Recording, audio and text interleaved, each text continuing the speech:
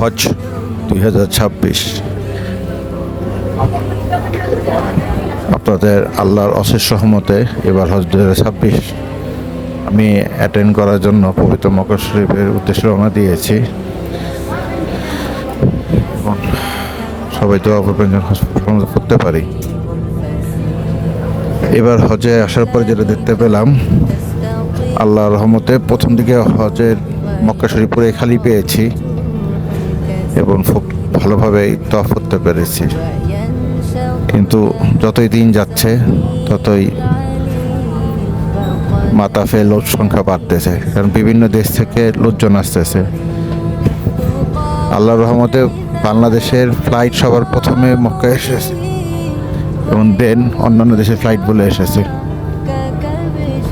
সেক্ষেত্রে আমরা লাকি যে বাংলাদেশের ফ্লাইট প্রথমে এসছে, মানে আমরা শান্তভাবে হয়েছে।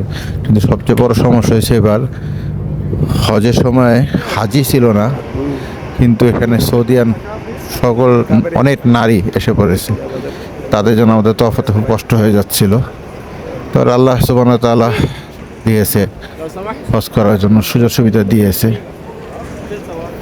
এবং হাতিমে নামাজ পড়তে পেরেছি এবং হাজরা আসওয়াদে চুমা দিতে পেরেছি নির্বিঘ্নভাবে। এর আগে যতবার এসেছি আমি উমরা করতে, কখনই আমি হাজরা আসওয়াদে চুমা দিয়ে সাহস করিনি, কারণ এত ভিড় থাকে, ধাক্কাধাক্কি করে মহিলাদের সাথে মারামারি করে আমার হাজরা আসওয়াদে চুমা দেওয়ার মতো কোনো ইচ্ছেই ছিল না।